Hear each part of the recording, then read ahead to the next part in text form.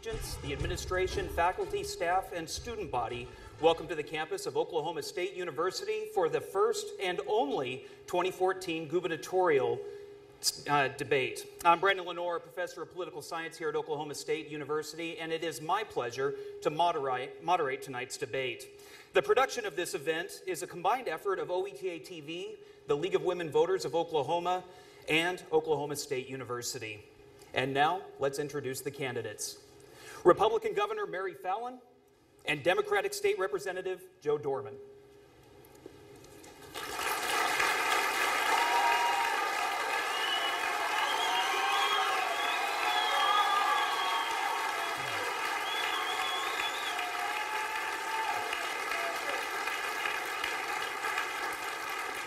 Now, each candidate will be asked a series of questions by a panel of journalists. The questions were selected by the journalists and journalists alone.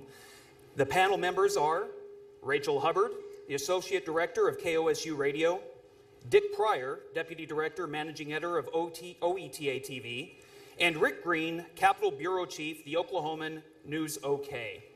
Now, before we start the debate, we need to go over the ground rules. These rules were agreed upon by both candidates. Each candidate will have 2 minutes for an opening statement as well as 2 minutes for closing remarks.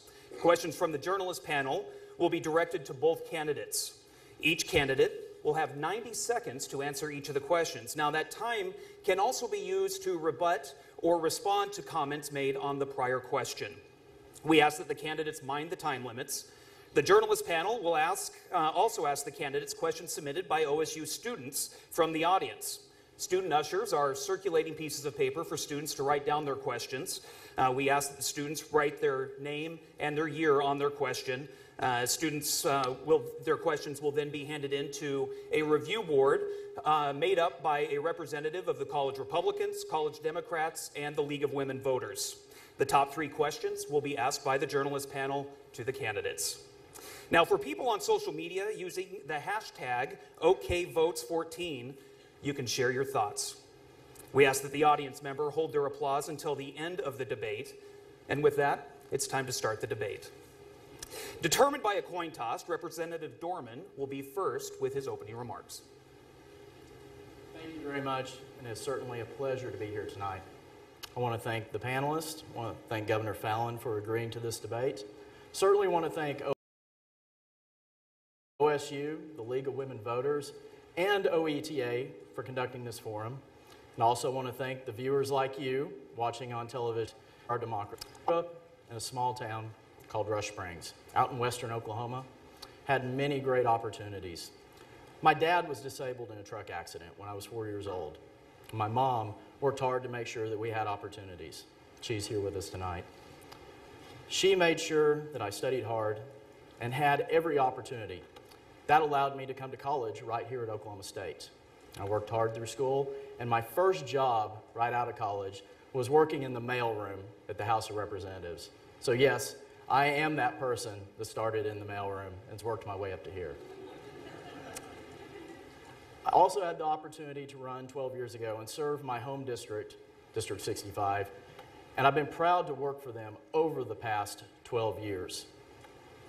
During that period of time, watching leaders and participating in the discussion at the Capitol, I saw real leaders working, trying to shape policies that would benefit Oklahomans, that would make their lives better.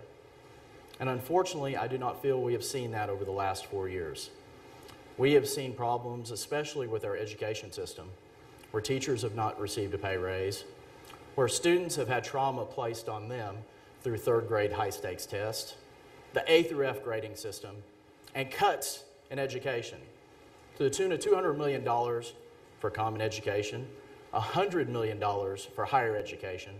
We simply must invest in the future, and we need real leadership that will work across the aisle to do that. Thank you for being here tonight. Thank you. Governor Fallin, you have 2 minutes. Well, thank you very much. It's a great pleasure to be here tonight, back on my alma mater at OSU. I grew up in Tecumseh, Oklahoma, and it was always a lot of fun to go to school here. And I appreciate our panelists the League of Women Voters, and certainly all the students that are here tonight, along with OETA, for hosting this debate. And thank you, Representative Dorman, for being here also. We're both very proud Oklahoma State graduates, so it's great to be here. I want to just remind our Oklahoma family where we were 4 years ago when I ran for governor. 4 years ago, I came into office during a very tough time. We'd gone through a national recession. Oklahoma had a 7% unemployment rate. Our state was literally broke. We only had $2.03 in our bank account, our savings account. And we had tens of thousands of Oklahomans that were unemployed and out of work. We had a budget deficit of $500 million in our state budget. And so I told the voters of Oklahoma that I was going to deliver on conservative common sense budgeting and focusing on creating a high-skilled, educated workforce for our state. We prioritized our spending. We closed that budget gap, and we did lower taxes. We prioritized our spending on education, on infrastructure, on health, human services, on public safety. And then I also promised voters that I was going to stand up to Washington, D.C., and federal bureaucrats whenever they step upon Oklahoma state's rights or ever do things that would create bad policy upon our state. And so there was growing 2,000 new jobs in our state. The unemployment rate has dropped to 4.7%, and we have $500 million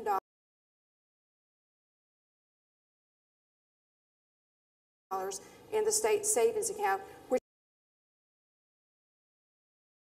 meant that I was able to put more money towards education and higher education during my 4 years as governor of the state of Oklahoma. So our challenge moving momentum of Transfer from KOSU and is directed to Representative Dorman. Representative Dorman and Governor Fallin, as we've talked to people about this debate, many people have complained about public education, everything from teacher salaries to standards. Governor Henry Bellman led the charge in 1990 for a master plan for Oklahoma's education system, House Bill 1017. Since that plan ended in 1998, more than 80 new laws have been enacted to reform school without a master. Should have a master plan for education? And if so, how can we hold you accountable for your leadership in developing one? Thank you for that question, and that certainly is the most important issue in this campaign. As we've traveled around the state visiting with Oklahomans, they are greatly concerned about the future generation, about those students in the classrooms right now. Over the past 4 years, we've seen policies passed, such as A through F grading, which unfairly grades our school system, and we have seen poorer school districts that have been penalized because of a lack of funding, because of a lack of increase in per pupil allocations. We've seen over $200 million cut out of per pupil allocations over the last 4 years, with a little bump this year just playing election year politics. That is unfortunate. We've also seen our schools implement third grade high stakes tests. Tests that simply put trauma on these poor little students. We should instead be putting these funds into remediation and these students' mates learn. That's the most important thing. We must provide these students the opportunity to learn. We must provide the resources for teachers. We have seen almost 900 teacher positions filled through an emergency certification this year because we do not see enough teachers going into the field.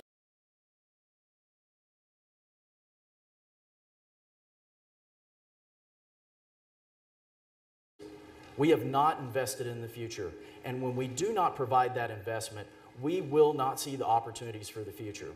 We hear a lot about it. Will not future. Thank you. Governor Fallin, you have 90 seconds. Well, thank you. There is nothing more important to Oklahoma's future than creating a highly skilled, educated workforce, and education is critical to Oklahoma's future prosperity.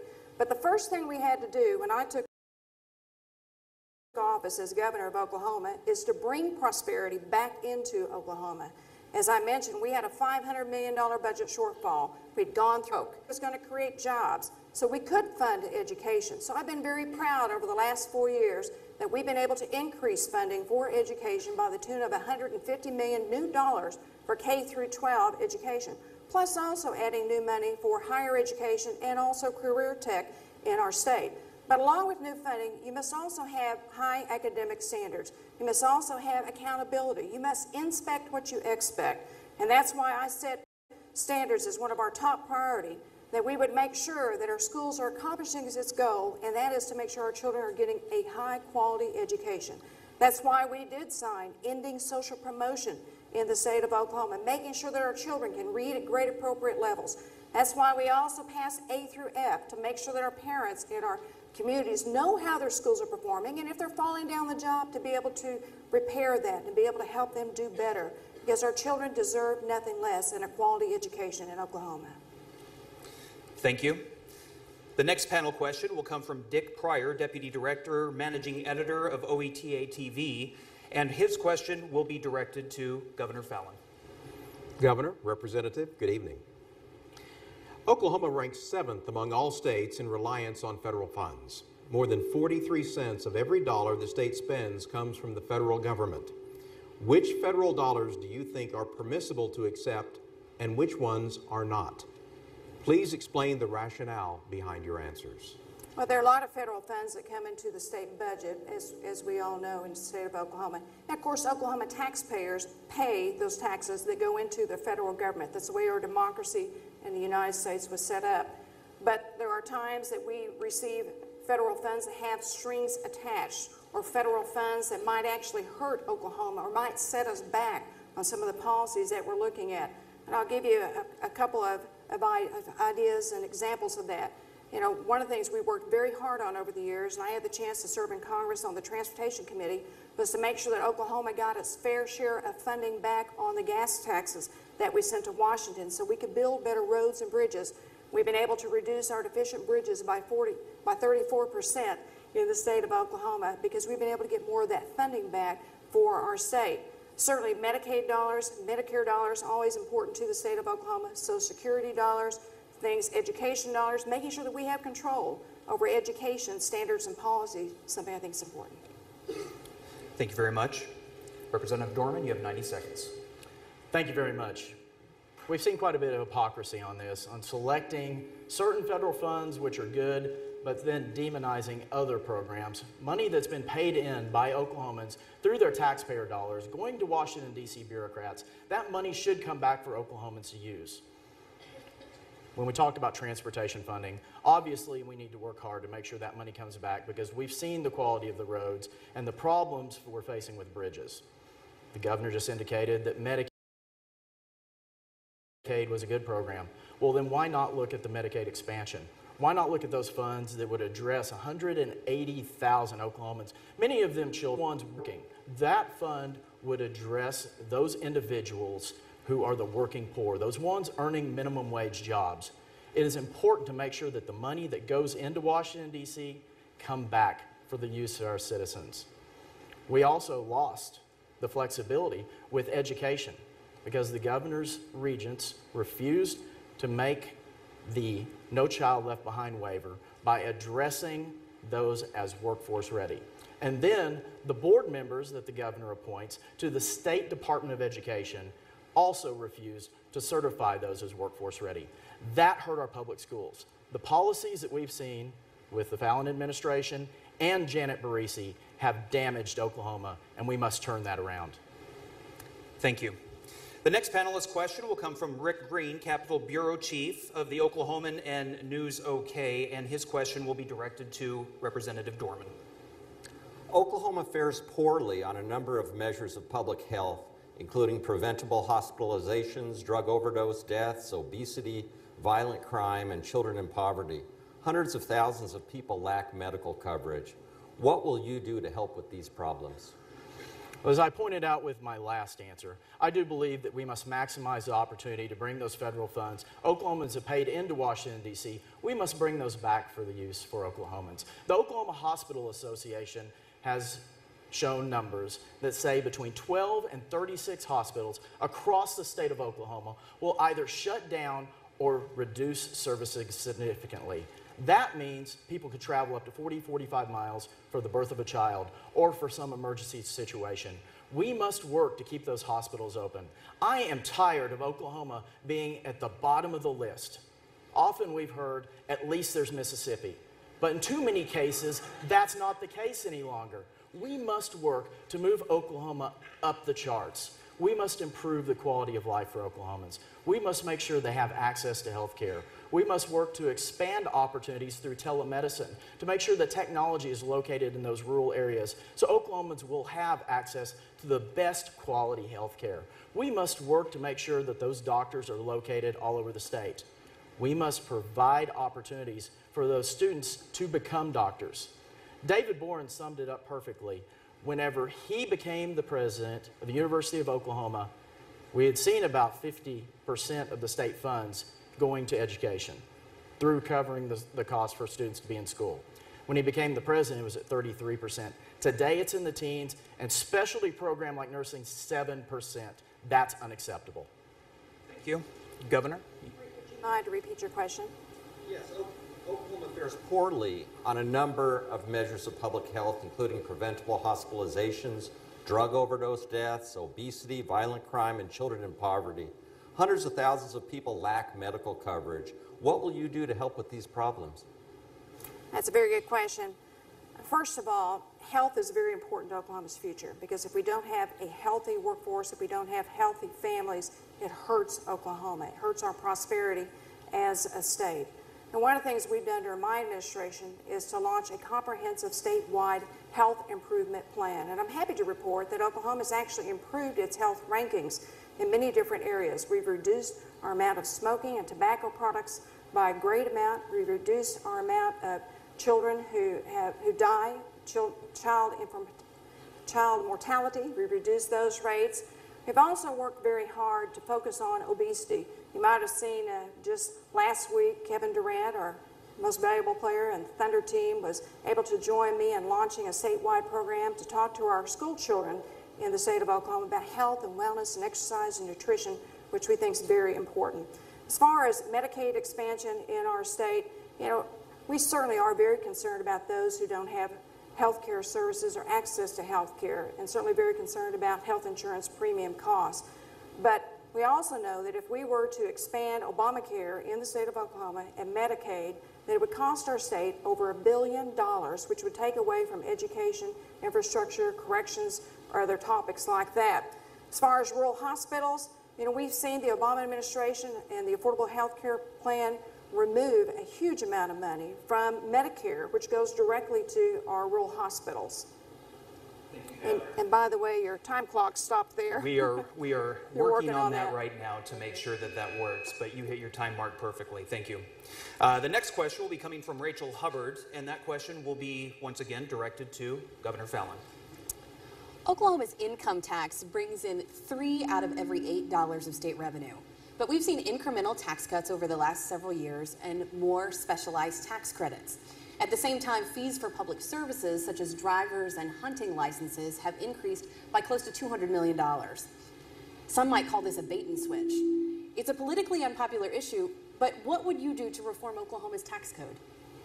Well, one of the things I think we should do in the state of Oklahoma is to have one session that's dedicated to the state budget and have the next session dedicated to legislative policy. What I find as governor of the state of Oklahoma is that there are a lot of people who are new to the legislature that don't quite understand all the different finances of the state. It's complicated, it's difficult to deal with, and I think that would help us all be able to focus on the finances of the state. One of the things I've advocated is that we continue to lower our income tax in the state of Oklahoma, something that Representative Dorman has said is meaningless and is a waste of time. But I do believe in letting people keep more of their hard-earned money. It helps stimulate the economy, it helps our families, it helps us be able to balance between being able to provide for state government, but yet also generate a strong, vibrant economy that creates jobs. As far as the fees and the different taxes that are added upon different things, one of the things I asked the legislature to do was look at all of our exemptions, to look at the exemptions, to look at the fees. If they don't create wealth, if they don't create jobs, if they don't stimulate economic growth in our state, then we need to look at possibly removing some of those things. And I actually proposed that a couple of years ago. We do have a lot of exemptions. We do have a lot of great incentives that create jobs in our state, but we also have some that I think we need to look at to make sure they're really doing what they're intended to do. Thank you. Representative Dorman, you have 90 seconds. Thank you. And I certainly agree with the governor. I'm glad that she's followed my leadership on this, as I called for that session several years ago to do the budget session one year and then switch over to doing a policy session, because not only do we need to put the time into the budget, but we also must be thoughtful on the policies. When legislators rush through policies, we often have to create new bills to fix the problems of the past. And that is something we require more thought and insight from our legislators. Now, we must look at the tax structure. There is no doubt about that. Oklahoma's tax structure is antiquated. We look at municipalities. They must operate on sales tax. Schools operate on property taxes. Our state, we operate on the income tax, as you said. We must look at this structure and make sure it's fair. We've seen what's happened in the past with an oil bust. We're riding high. The governor has been the beneficiary of a wonderful time in Oklahoma that allows for individuals to reap those benefits from the energy production. But with every boom, there will be a bust. And we must work to prepare for that. We have made sure that the state savings account, our rainy day fund, is solidified right now. That has been through legislative action to make sure we've been responsible. But I do want to point out some of the tax policies that have been championed by my opponent. This session, she promoted a property tax increase to help build storm shelters in schools, against the views of many Oklahomans. She also promoted an income tax change that would have raised income taxes on middle-class Oklahomans. We must be thoughtful. We must spend time in the legislative session to review those. Thank you. The next question will come from Dick Pryor and will be directed to Representative Dorman. Most state agencies received a cut in their appropriation this year. For many, it was just the latest in a series of cuts over the last several years. Since 2007, the percentage of Oklahoma's total tax collections that go to the state's main operating account, the General Revenue Fund, has shrunk from 55% to 48%. What do you say to people who have seen services they and their family need eliminated or reduced, or their jobs cut, while the state is spending increasing amounts of tax dollars on dedicated spending, including tax credits and incentives? We've seen a growth in our state budget. In fact, my opponent signed the legislation that put into effect the largest budget in state history with $7.2 billion. But we also faced a $180 million shortfall. That was a problem because we had to find a way to cut those services. The Department of Corrections right now is operating at 53% staff levels. The governor's chief legal counsel said those employees are fine. That is not correct. Those employees are in danger every single day when they go to work because the staffing levels are dangerously low. We've seen the problem with our teachers by not providing a pay raise and giving them the opportunity to earn a decent living. We must go through and make sure that these agencies have the proper resources. Now, I'm in favor of audits. I think we should go through and save funds through auditing the agencies. I'm certainly not in favor of consolidating the Arts Council, the Historical Society, and the Scenic Rivers Commission under the Department of Tourism, as was promoted by my opponent on the first day of session. We must make sure the resources are in place. We must be responsible with our taxpayer dollars. That is how we will get more money into our education system. We must provide those resources to make sure the teachers have the resources in the classroom, to make sure the employees are safe, whatever their job might be, and make sure that we have the best roads possible to drive on in Oklahoma. Thank you. Governor, you have 90 seconds. Well, we certainly did see a difference in the revenue that we thought would be coming in this year because so much money has been taken off the top through legislation that the legislature has passed, and it is true that we only get 48 cents of every $1 for taxpayers, which makes it very hard for a governor or even legislators to be able to prioritize our spending on things like education, transportation, corrections, health, and public safety. And that's one of the things I've been actually talking to the legislature about and pushing them to change, is that we need to do a thorough review of all the exemptions and the money off the top, off that $1 that comes in that we only get the 48 cents on, so we can prioritize that money and put it back into the things that will really make a difference in the state of Oklahoma to grow our economy and to improve education and, frankly, to improve the quality of life. Now, I will tell you that Representative Dorman did vote against agency consolidation. One of the things that I promised the people of Oklahoma was I was going to make government more efficient, more effective, and I was going to find ways to eliminate government waste. We did consolidate 75 different agency boards and commissions out of 600 Yes, we did do that to save taxpayers money so we could put it back into education. And by the way, I did put $150 million into education, whereas he proposed this year only putting in the franchise tax, which would put in $35 million into education, so twice the amount of what he proposed. We also did do an audit of the Department of Corrections, and we have added new money to the Department of Corrections. And I apologize, Governor. It appears we're having some technical difficulties with our time clocks, so Me too. if we can all that? bear with it, I apologize. But at least it's red. I appreciate that. Well, so we hit our time mark. The next question will be coming from Rick Green and will be directed to Governor Fallin. Oklahoma incarcerates more of its population than most states in the country, yet the crime rate remains high.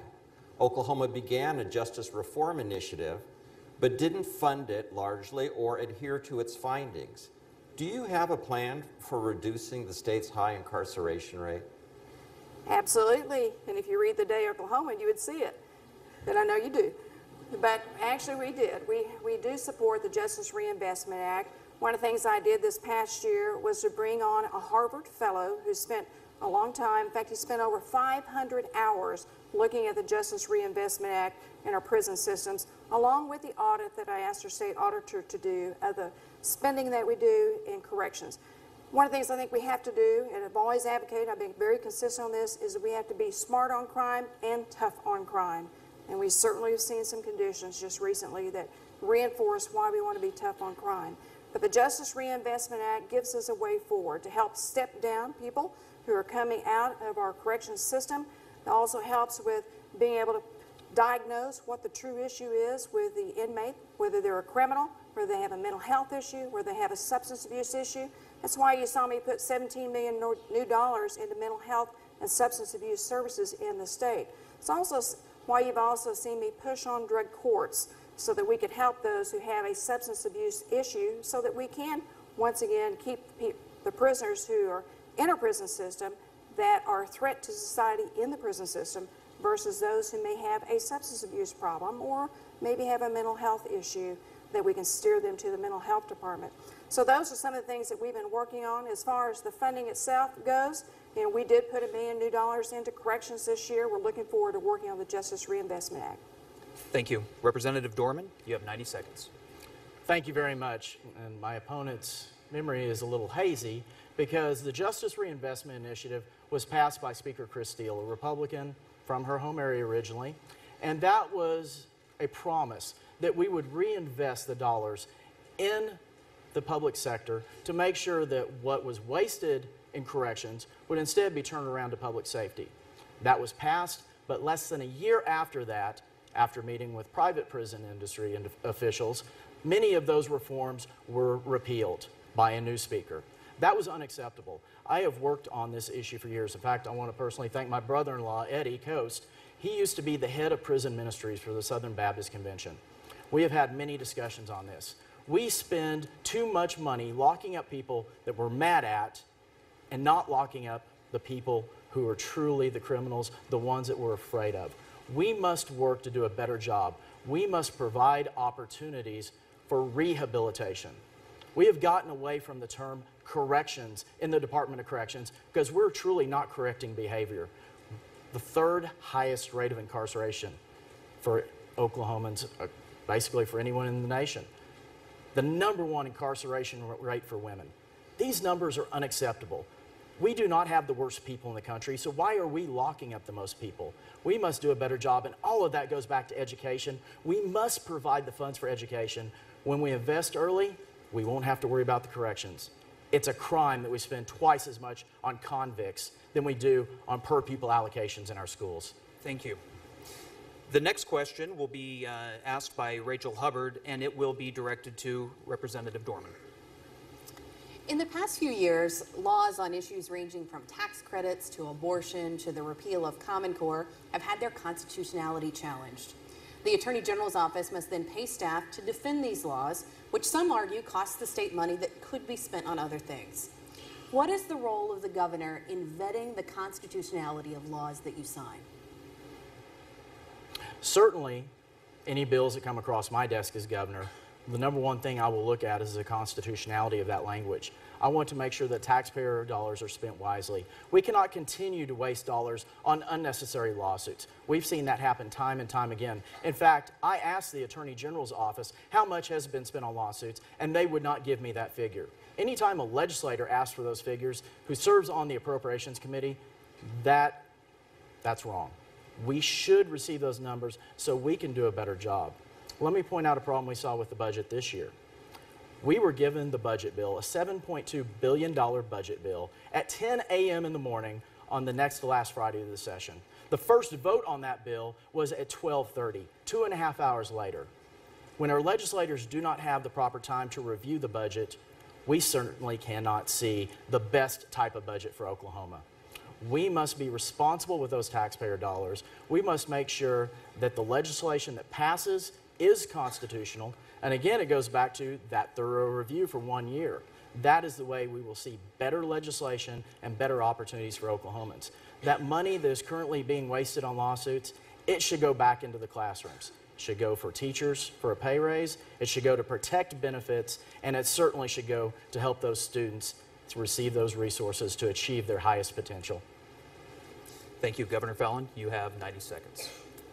Well, certainly, anytime we review a law that is passed by the legislature, we give it a thorough review with our legal counsel, our legal team, as well does the legislative staff and their legal team when they review it too. So I don't think there's ever anyone in the legislature that passes a bill or even a bill that's signed by me that we believe is unconstitutional. But there are challenges. There always has been challenges to laws that are passed and signed by the legislature and signed by the governor. Now, we certainly don't want to waste taxpayer money on challenges to lawsuits and constitutionality of the laws themselves. There are some laws that people challenge that are ruled that they are constitutional, that they do reflect the law. There are some that are ruled the other way. That's the way the system works. It's a check and balance system. But we certainly don't want to waste taxpayer money on lawsuits themselves, and we certainly want to make sure that the laws we pass are constitutional. And I agree with Representative Dorman that we do want to put more money towards education. We do want to put more money towards lowering our taxes, which he opposes, but I'm for lowering taxes in the state of Oklahoma. We do want to put more money towards our state services that make a difference, like mental health and substance abuse, and focusing on prison reform and focusing on helping our highway patrolmen. We were able to give them a raise this year, able to give corrections more money this year. Those are all important topics for our states. Being able to put more money into roads and bridges. That's where we need to be focusing our limited resources in our state. Thank you. The next question will be asked by Dick Pryor, and it will be directed to Governor Fallin. Governor, following the deadly tornadoes of 2013, including the Moore tornado that killed 7 elementary school students, each of you pushed plans to fund building of storm shelters and safe rooms in schools. Neither of the proposals passed. If you are elected, what will you propose in the next legislative session to address the issue of school safety and security, and why do you think your plan is the best idea? Well, let me just first of all say that the Moore tornadoes and all the tornadoes that we had throughout the community, in fact, all the different devastating things we've had over the last 4 years has been very disheartening for the state of Oklahoma. You know, I was there on the ground during the Moore tornadoes.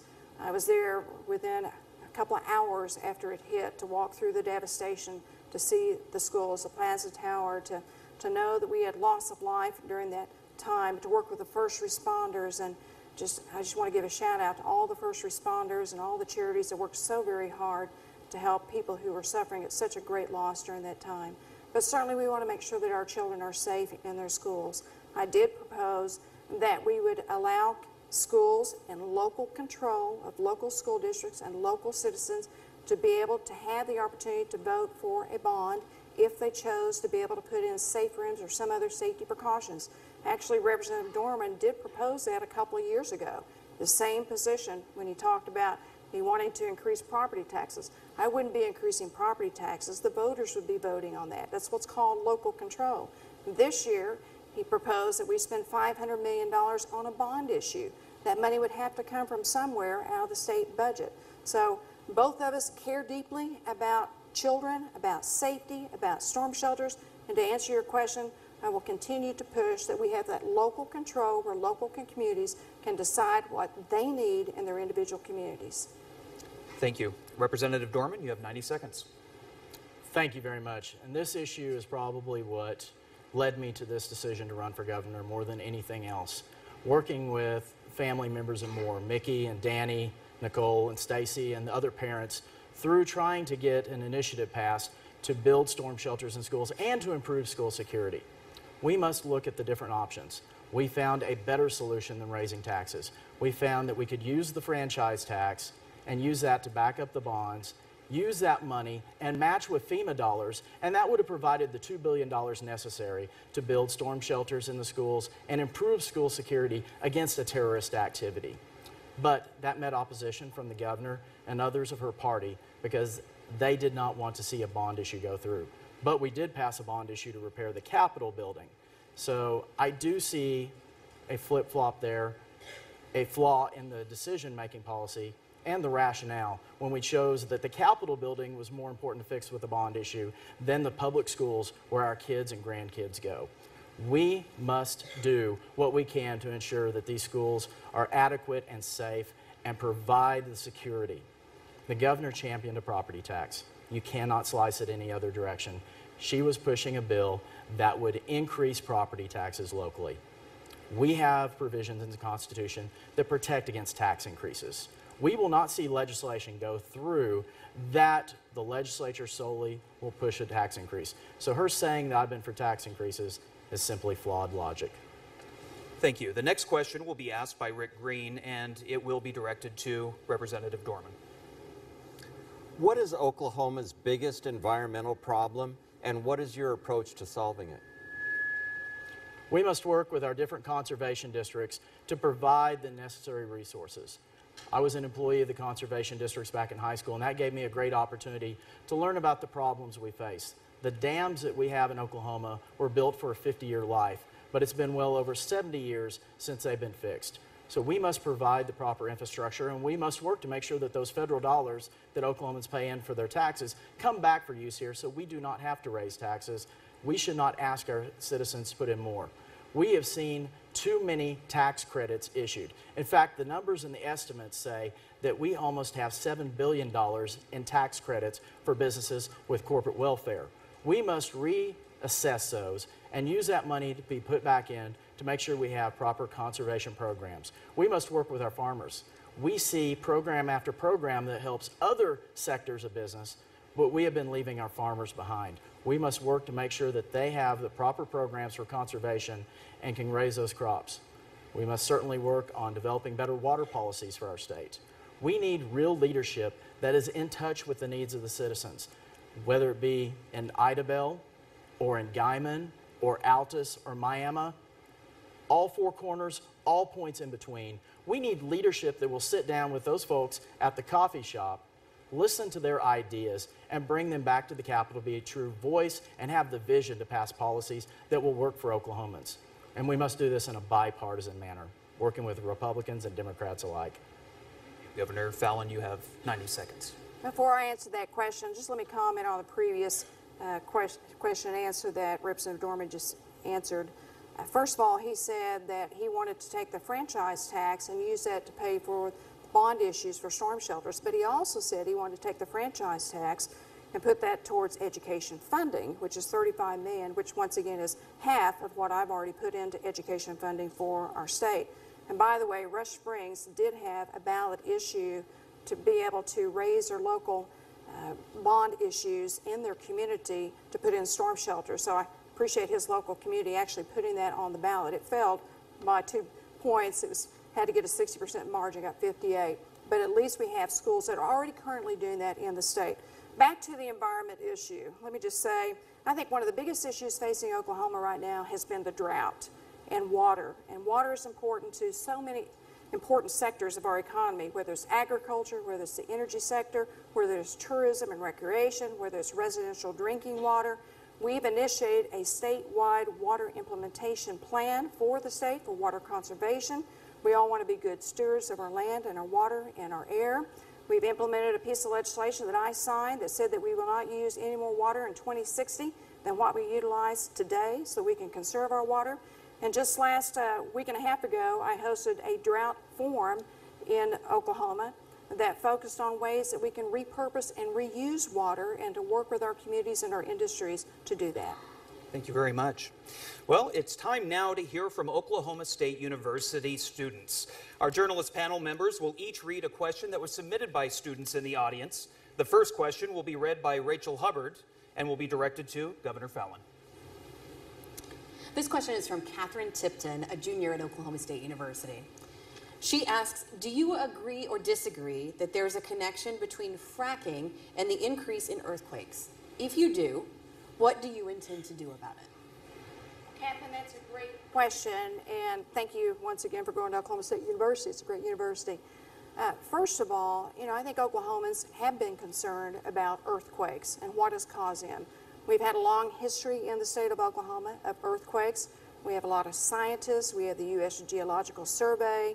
We have other experts from our universities, Oklahoma State, University of Oklahoma.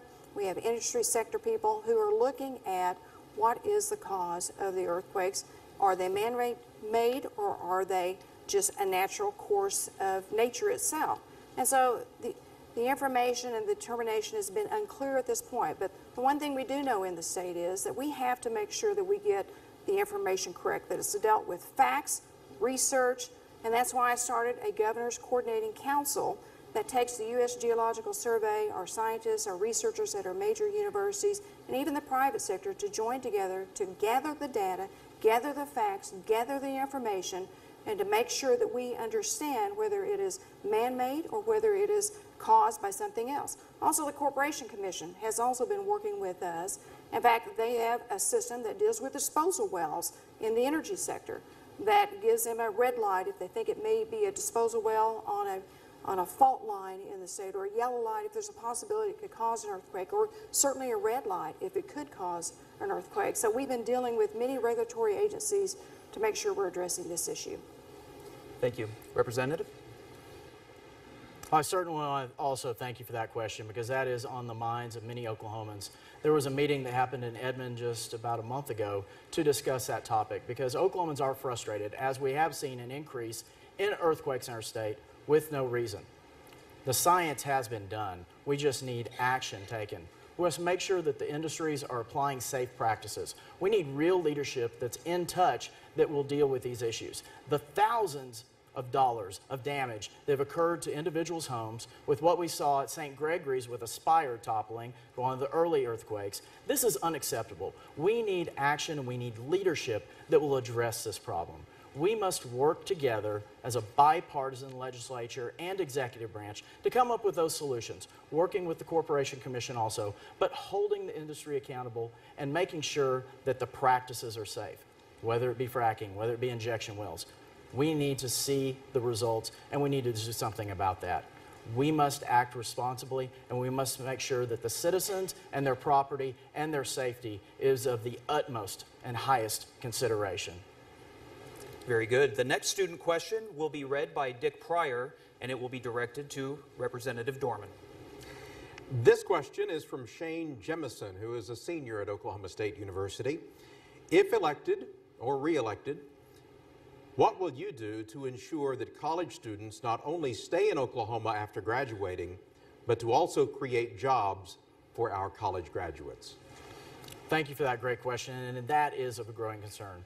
As we've seen with the education field, too many in that program are leaving our state to go to greener pastures across the lines where they're paid $15,000 more starting off. That's unacceptable. We must work to improve the situation we face in our schools. We must provide a teacher pay raise. We must protect their benefits. Those teachers that have worked hard their entire lives, they deserve that benefit. And we must have responsible leadership to pursue a COLA, that cost of living increase, to provide for those retired teachers. Too many teachers are struggling right now. When they become retired, they have to go find a second job. That's not right. We must work to provide those opportunities for all businesses. About 80% of the businesses in Oklahoma are small businesses, but often they're overlooked. Instead of chasing the brass ring and trying to bring in a big corporation, we should work with those small businesses. My Department of Commerce will work with the different regions. They will work with the career techs to provide job training. We have one of the best career tech systems in the nation. In fact, it's the only agency that's headquartered outside of Oklahoma City. It's right here in Stillwater. We must work to make sure that the job training is top-notch, and that will help us improve those small businesses and eventually build those small businesses into larger businesses.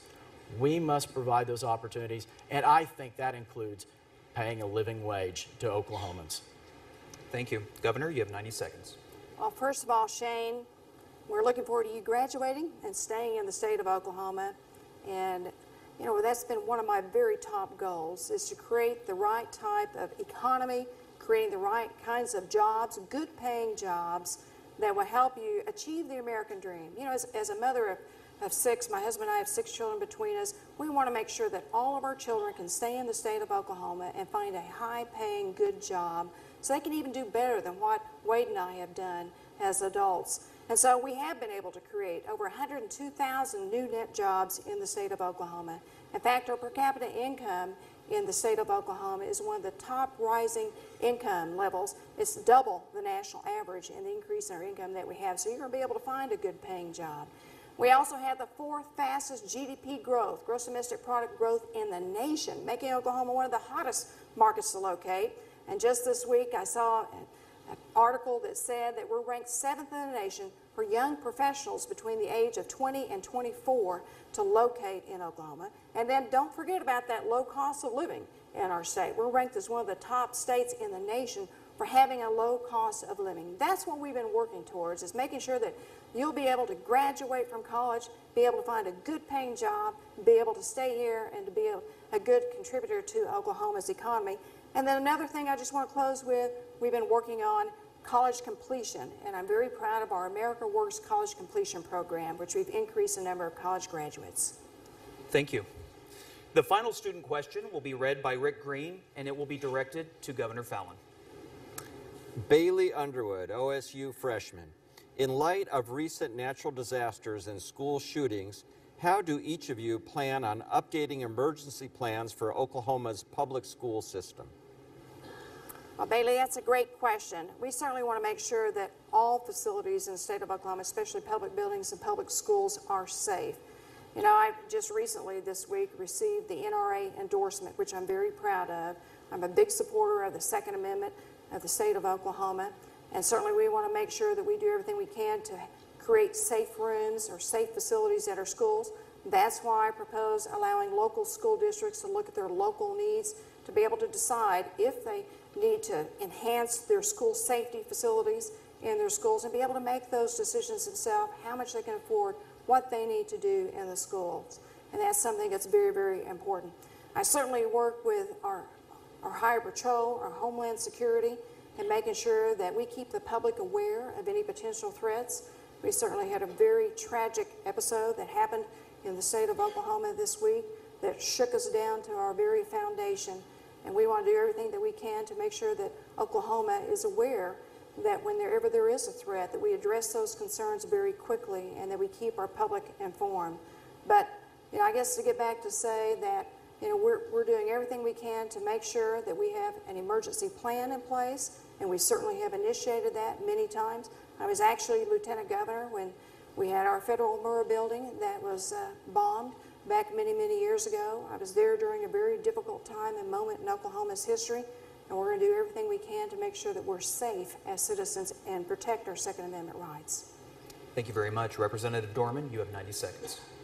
Thank you very much. I will say sometimes talk is cheap on this, and we need real leadership. We need action that will respond to this.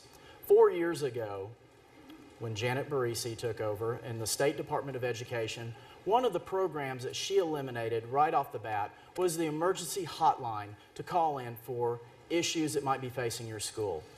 We saw when the council met just a couple of years ago, that was one of the first suggestions to reinstitute. Now the board that my opponent appointed has backed up all of these policies that we've seen that go through the school policies that have hurt our schools. We must see real action and real leadership that will sit down. I championed that after the school shootings a year ago. We had a meeting in my hometown of Rush Springs. I invited school superintendents and school professionals and teachers and parents from all over the state to discuss what we could do better. In Bartlesville, we almost saw a tragedy similar to what we saw in Sandy Hook. But that was averted because students acted the right way. They reported a situation. We must encourage these students to look for these situations and work with their school administrators.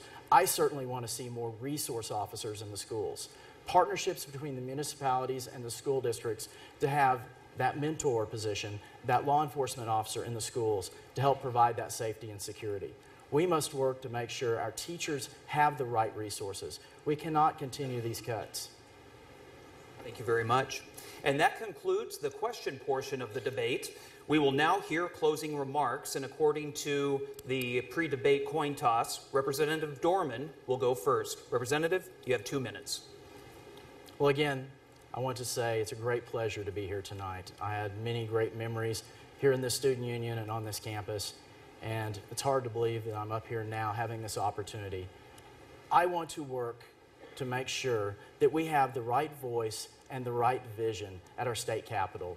We need a leader who is in touch with the needs of Oklahomans, someone who will work across the party lines.